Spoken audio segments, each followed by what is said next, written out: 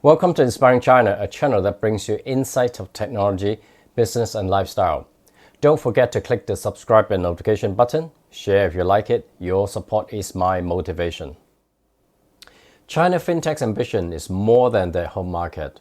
While the country's market growth continues, some of the local tech firms already set their eyes overseas.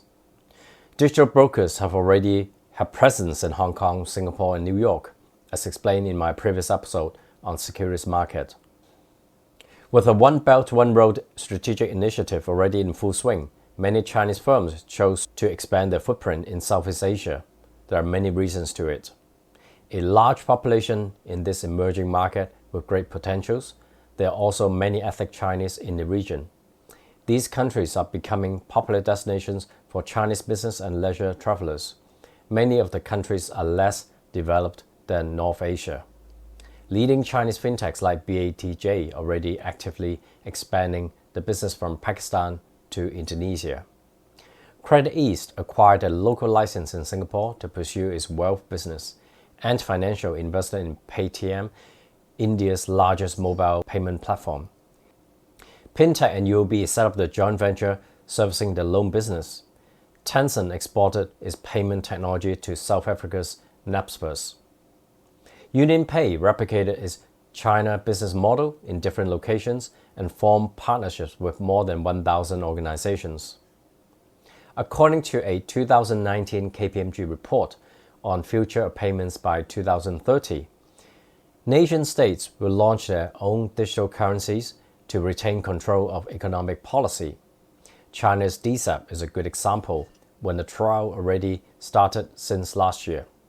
Regulators will police payment processes rather than providers to avoid systemic risk. Payment value chain will be built on data as it is the new oil. Open banking and APIs already proved the point. In addition to predictive analysis through big data and AI are now in fully used by banks and fintechs already. International consensus on data privacy will be reached, which will be an important milestone. Digital ID with biometric enablement for individuals will become prevalent. The convergence of social media and payment will become mainstream, like China today. Distributed ledger technology will help facilitate a global high-speed payment network with real-time transaction. In China, both mobile POS and mobile payment have experienced an annual increase of 213% between 2012 to 2017. Internet payment, on the other hand, has been on a year-on-year decline. Card payment has also decreased in recent years and replaced by mobile payment, especially in the micropayment space. So, it seems clear that mobile POS and payment will be the driving force for years to come. For the past decade, China has already revolutionized the consumer payment sector by integrating social, investment, lending, shopping into the payment ecosystem. The next 10 years, we shall witness the transformation within the commercial and industry sector. This means value proposition through payment may include client acquisition and customer retention, as well as supply chain service, logistics support, and financial institution integration.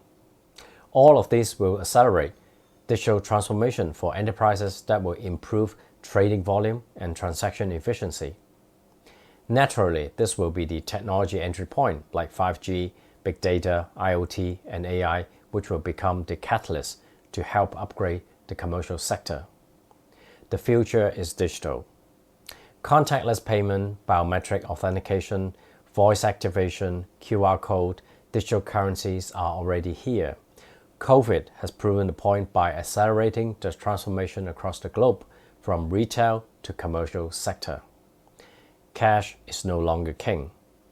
Welcome to the new age of payment. Thanks for watching. Don't forget to leave your comments. See you in the next episode.